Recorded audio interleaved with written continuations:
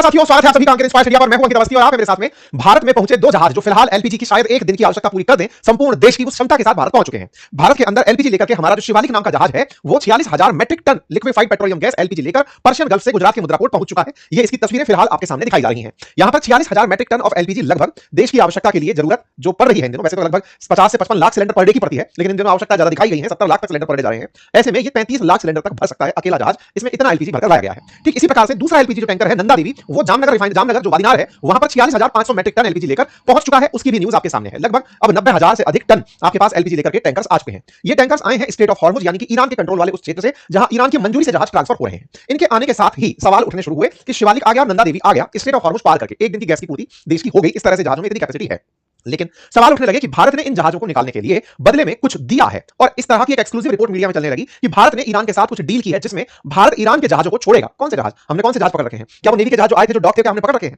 नहीं। आज के सेशन में डिटेल में इस विषय पर जिक्र होगा। नंबर दूसरा, इस पूरी कहानी में इंडिया का ईरान के साथ क्या डील हुआ है, क्या हमने इस तरह की बात की भी है या नहीं की है, उसको तो जानेंगे ही जानेंगे, क्योंकि हेडलाइन बनती है कि भारत ने इसके बदले कुछ दिया है। ईरान और इंडिया की डिप्लोमेसी पर भारत सरकार का क्या से है उसको तो पहचानेंगे ही, लेकिन ट्रंप ने दुनिया के बारे में क्या कहा है। मतलब वो देश जो कभी नाटो के सहयोगी थे, जिन्होंने एक एक करके नाटो ना कर दिया है कि नहीं सर हम आपके साथ नहीं है, उन्हें धमकाने के लिए इन्होंने कौन सी तकनीक अपनाई है। क्या अमेरिका अब नाटो सहयोगियों का साथ छोड़ देगा? क्या उन्हें युद्ध में लड़ने के लिए अकेला छोड़ देगा? यूक्रेन का साथ छोड़ देगा? जर्मनी, फ्रांस, इन सबको छोड़कर निकल लेगा या कोई और स्ट्रेटजी होगी? सारी बातें आज के सेशन में जिक्र करेंगे। तो फिलहाल के लिए आज अमेरिका इजराइल का ईरान के साथ लड़ते हुए 8वां दिन है और 18वें दिन के अंदर अंतरराष्ट्रीय कच्चे तेल की जो कीमतें हैं, अंतरराष्ट्रीय बाजार में कच्चे तेल की कीमतें $153 प्रति बैरल को पार कर रही हैं। तेल लगातार बढ़ता जा रहा है, तो वो केवल भारत के लिए नहीं पूरी दुनिया के लिए तेल महंगा हो रहा है, क्योंकि दुनिया की सप्लाई चेन बाधित हो गई है। 20% दुनिया का जो तेल ज्यादा सप्लाई होता था वो जब बाधित हुआ है तो उसकी वजह से तेल की कीमतों में वृद्धि देखी गई है। इसी बीच में जब हेडलाइन शिवालिक और नंदा देवी की बनी कि एलपीजी लेकर, क्योंकि तेल से ज्यादा न्यूज भारत में एलपीजी की बनना शुरू हुई थी, क्योंकि तेल के लिए तो कहा गया था कि 70-75 दिन का स्टॉक है हमारे पास, एलपीजी के बारे में था कि 8-10 दिन का ही स्टॉक है हमारे पास। ऐसे में जब ये खबर बनकर आती है कि शिवालिक और नंदा देवी जैसे जहाज भारत के अंदर एलपीजी सप्लाई के लिए आ चुके हैं, तो ये खबर देश में एक सेलिब्रेशन की तरह और भारत की कूटनीति की जीत की तरह देखी गई। ईरान जहां से जहाज निकालना बड़ा मुश्किल है, वहां पर इन्होंने एलपीजी, इतना सारा एलपीजी एक जहाज में भर करके जो भारत पहुंचा, मतलब अपने आप में देश की आवश्यकता की पूर्ति केवल दो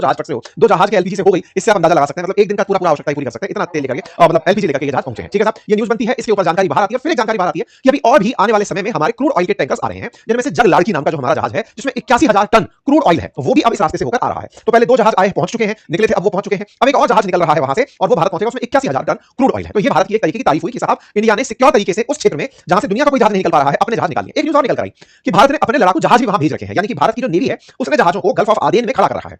एक बार की खबर बनने लगी कि अमेरिका कह रहा था कि स्टेट ऑफ हॉर्मुज में अपने युद्धपोत भेजो, तो क्या भारत इसलिए भेज दिया? इसका पीछे तर्क निकल कर आया कि नहीं साहब, भारत ने कहीं पायरेट्स इन जहाजों को ना चुरा ली, क्योंकि अब तेल की कीमतें बढ़ चुकी हैं और पायरेट्स जितने भी हैं, मतलब समुद्री लुटेरे जो कि हॉर्न ऑफ अफ्रीका के अंदर, सोमालिया के अंदर, यहां पर पाए जाते हैं, जिबूती के अंदर पाए जाते हैं, वो जहाजों को हाईजैक करके भी ले जा सकते हैं। ऐसे में हमने उनकी सुरक्षा सुनिश्चित करने के लिए 3-3 नेवी के जहाजों को गल्फ ऑफ आदेन के पास से लेकर तैनात किया हुआ है, जो सुनिश्चित कर रहे हैं कि ये इस समय जो एकदम काला सोना बनकर बैठी हुई गैस और क्रूड ऑयल है, इसको भारत तक सुनिश्चित तरीके से पहुंचाया जा सके। ठीक है साहब, अब सवाल के अंदर जब चीजें एंट्री करते हैं तो एक खबर और ब्रेक होती है कल, और वो ये कि इंडिया ने अपने जहाजों को सुरक्षित मंगाने के लिए, ये रॉयटर पर एक्सक्लूसिव हुआ और कहा कि इसके लिए भारत ने मतलब ईरान के साथ कुछ डील की थी, और वो डील ये थी कि भारत ईरान के 3 जहाज जो सीज किए हुए हैं उन्हें छोड़ेगा। ये खबर जब बाहर आती है कि ईरान ने इंडिया को 3 टैंकर जो इंडिया ने कभी उसके पकड़े थे उन्हें छोड़ने की कहा है, तो ये अपने आप में एक भारत के अंदर चर्चा का विषय बन जाता है कि इसका मतलब भारत ने एक हाथ दे एक हाथ ले वाली बात करी कि ईरान वालों तुम हमारा जहाज आने तो हम तुम्हारे जहाज छोड़ देंगे। ये खबर जब बाहर आने लगी तो फिर से बात हुई कि क्या इंडिया की कूटनीति केवल सामान के बदले सामान की है? सवाल सरकार से पूछे जाने शुरू हुए। लेकिन कौन से जहाज थे जो इंडिया ने पकड़े हुए थे, पहले उसके बारे में जान लेते हैं। तो असल में 17 फरवरी को एक न्यूज आई थी कि भारत ने 3 ऐसे प्रतिबंधित जहाज पकड़े जो अमेरिका ने प्रतिबंधित किए हुए थे, ईरान के जहाज। ओके, ये खबर बनकर के आने लगी थी कि ऑयल टैंकर्स भारत ने पकड़े हैं ऑफ ईरान के, मतलब इस तरह से नाम आने लगा था, लिंक्ड टू ईरान के नाम से आने लगा था। ओके साहब, इन जहाजों के नाम थे स्टेलर रूबी, असफाल्ट स्टार और अल जफरिया। ये 3 जहाज थे जो कि तेल ले जाने का काम कर रहे थे। कहां से कहां ले जा रहे थे?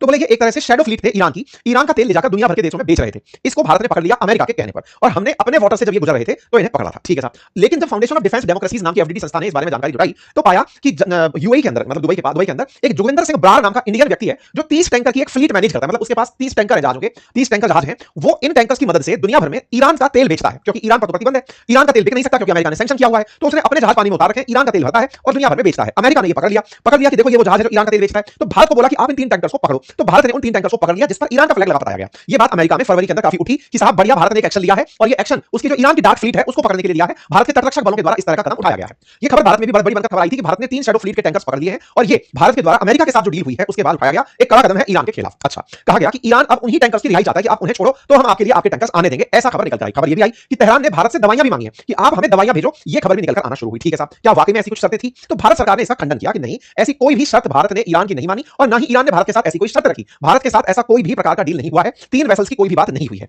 बाकायदा ईरान इन इंडिया जो है, ईरान का जो ऑफिस है, उसने भी इस बात का खंडन किया कि इंडियन गवर्नमेंट ने इस बात को पूरी तरह से रिजेक्ट किया है कि हमारी कोई भी डील हुई है जिसमें हमने वेसल्स के बदले वेसल छोड़ने की बात की हो। विदेश मंत्रालय की तरफ से इसका स्पष्टीकरण दिया गया और इस बात पर जोर दिया गया कि वो जहाज तो ईरानियन थे ही नहीं, वो जहाज तो यूएई के अंदर से ऑपरेट हो रहे थे, कोई भारतीय व्यक्ति उन्हें ऑपरेट कर रहा था, तो उसकी डील की बात आती कहां से है। तो अब हो सकता है कि भारत ने उन्हें ईरानियन माना ही नहीं, जब माना ही नहीं तो फिर ईरान के जहाज के नाम पर अगर छोड़ भी दिया उन्हें, तो वो तो भारत की कंपनी के जहाज से भारत ने छोड़ दिए, तो ईरान का कोई दबाव भी नहीं हुआ। जो भी है, कुल मिलाकर के हमने इसका ऑफिशियली खंडन कर दिया। लेते सारे अपडेट, आपको क्या लगता है पूरे खेल में कौन जीत रहा है, कौन हार रहा है, कमेंट में बताइए। जानकारी पसंद आई तो साथियों से साझा करिए, चैनल पर नए हैं तो सब्सक्राइब कर लीजिए। और हां, इस रविवार सुबह 11 बजे एक फ्री वेबिनार रखी गई है, उस फ्री वेबिनार को ज्वाइन करने के लिए लिंक कमेंट बॉक्स में पिन किया गया है।